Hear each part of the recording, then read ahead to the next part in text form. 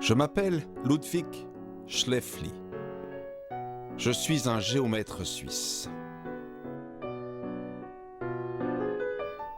J'ai vécu au XIXe siècle et je vais vous ouvrir la porte de la 4e dimension. N'ayons pas peur des mots, je suis un visionnaire. Je suis l'un des premiers à avoir pris conscience que les espaces avec un grand nombre de dimensions existent bel et bien, et qu'on peut en étudier la géométrie.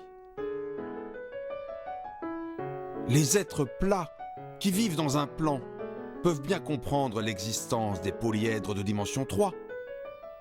Pourquoi ne pourrions-nous pas comprendre les polyèdres de dimension 4 ? L'une de mes contributions majeures a été de décrire tous les polyèdres réguliers en dimension 4. Qu'est-ce que la 4e dimension ? On a beaucoup écrit là-dessus. Les auteurs de science-fiction s'en donnent à cœur joie. Je vais vous expliquer les choses au tableau. Vous verrez que ce tableau est un peu magique. L'important est de se préparer à faire abstraction du monde auquel nous sommes habitués et à imaginer un monde auquel nos yeux et nos sens ne nous donnent pas directement accès. Nous allons devoir ruser, tout comme les reptiles. Je vais monter sur un promontoire que vous ne verrez malheureusement pas, et je vais tenter de vous décrire ce que je vois. Mais avant cela, je trace une droite au tableau. J'y place une origine. Chaque point sur cette droite peut être repéré par sa distance à l'origine, affecté d'un signe moins s'il est à gauche, et d'un signe plus s'il est à droite. On note d'habitude ce nombre x et on l'appelle abscisse. Puisque la position d'un point sur une droite est décrite par un seul nombre, on dit que la droite est de dimension 1. Je trace maintenant un deuxième axe, perpendiculaire au premier.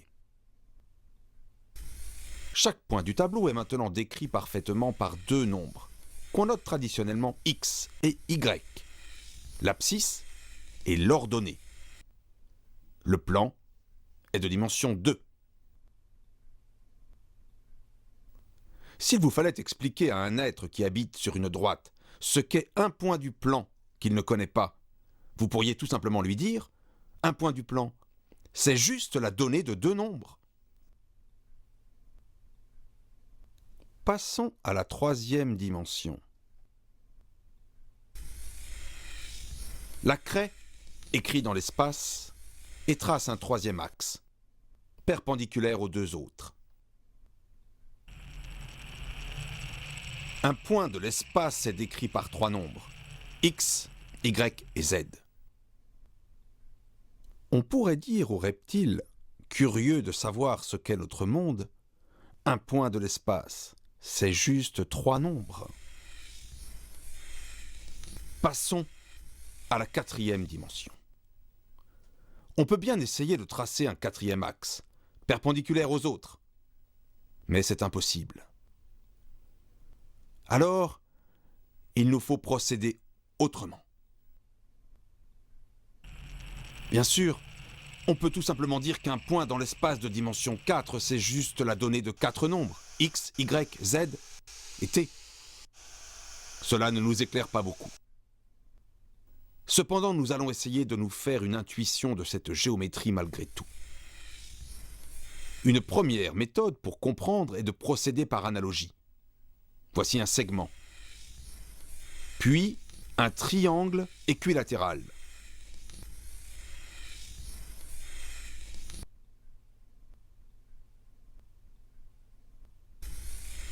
Et enfin, un tétraèdre régulier.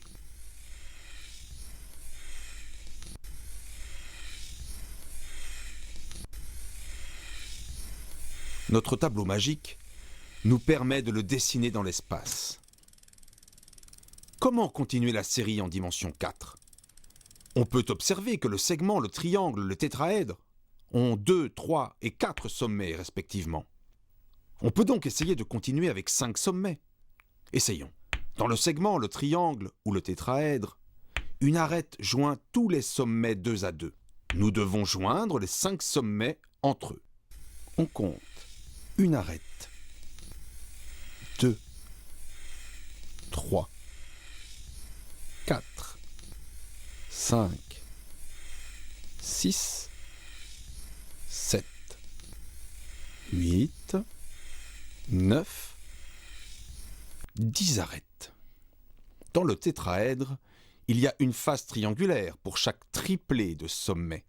On procède de la même manière, ce qui nous donne une face triangulaire, 2, 3, 10 faces. Mais si on continue par analogie, il nous faut aussi ajouter une face tétraédrique pour chaque quadruplé de sommet. On en compte 5. Voilà, notre objet quadridimensionnel est construit. Baptisons-le simplex et faisons-le tourner dans l'espace comme nous avons fait tourner le tétraèdre. Bien sûr, il faut imaginer que le simplex tourne dans un espace de dimension 4 et que ce que vous voyez n'est que la projection sur le tableau. Ce qui complique un peu les choses, c'est que les faces s'en mêlent et se croisent.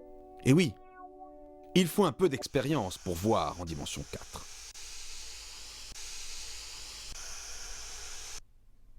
Nous pouvons prendre le simplex qui est dans la 4e dimension et le déplacer pour qu'il intersecte progressivement notre espace de dimension 3. De la même manière que les reptiles voyaient un polygone qui apparaissait puis disparaissait, nous voyons le polyèdre de dimension 3 qui apparaît, se déforme et disparaît. Voilà, le simplex a traversé notre espace de dimension 3. Nous allons maintenant faire connaissance avec d'autres polyèdres de dimension 4 qui traversent notre espace de dimension 3. Voici l'hypercube, qui généralise la famille qui commence par le segment, le carré et le cube. Il faut bien le reconnaître. Se faire une intuition par la méthode des coupes que nous venons d'utiliser, c'est bien difficile. J'ai découvert les analogues de l'icosaèdre et du dodécaèdre. Ils portent des noms compliqués, mais je les appellerai seulement le 120 et le 600, car le premier a 120 faces et le second 600. Regardez le 120, toujours lorsqu'il traverse notre espace.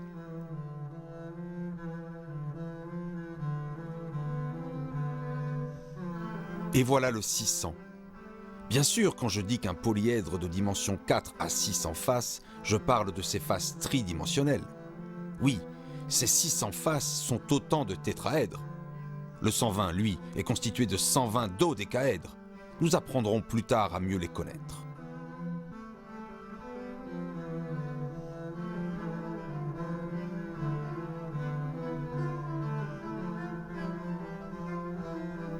Pour observer ces objets quadridimensionnels avec nos yeux tridimensionnels, on peut se servir de leurs ombres. Les objets sont dans l'espace de dimension 4 et on les projette sur notre espace de dimension 3, exactement comme un artiste projette un paysage sur sa toile. C'est ce que nous avons déjà fait avec le simplex.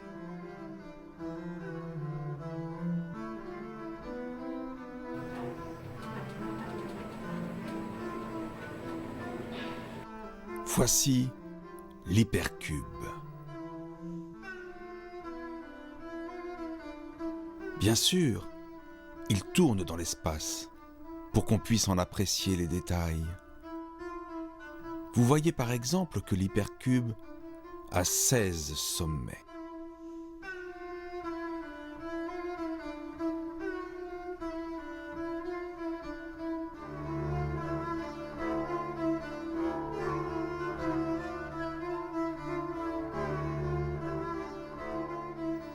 Un petit nouveau, ma plus belle découverte. Un objet que j'appellerai le 24, qui n'a aucun analogue en dimension 3. une créature purement quadridimensionnelle. Je suis très fier de l'avoir découvert. Admirez, 24 sommets, 96 arêtes, 96 triangles et 24 octaèdres. Une merveille.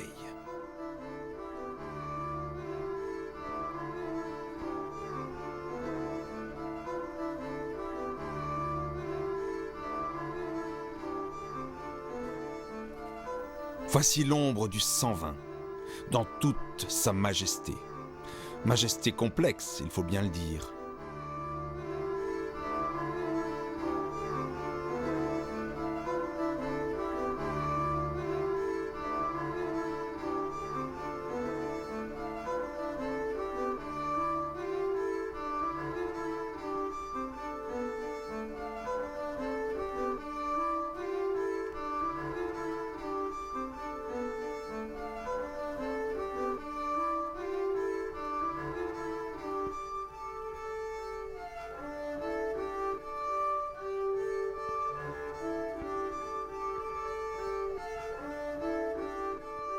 Pénétrons à l'intérieur et examinons la structure.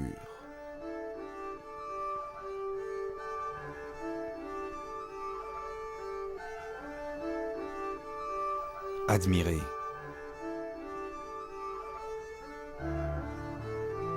« 600 sommets, 1200 arêtes. De chaque sommet partent 4 arêtes. Une structure complètement régulière. Tous les sommets, toutes les arêtes jouent le même rôle. Et encore, la projection casse en quelque sorte la régularité de l'objet. Faites un effort d'imagination. Imaginez l'objet dans l'espace de dimension 4, dans lequel un énorme groupe de rotation permute tous ses sommets et ses arêtes.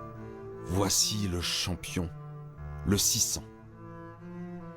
Telle une gigantesque macromolécule, avec ses 720 arêtes et 120 sommets. 12 arêtes partent de chaque sommet.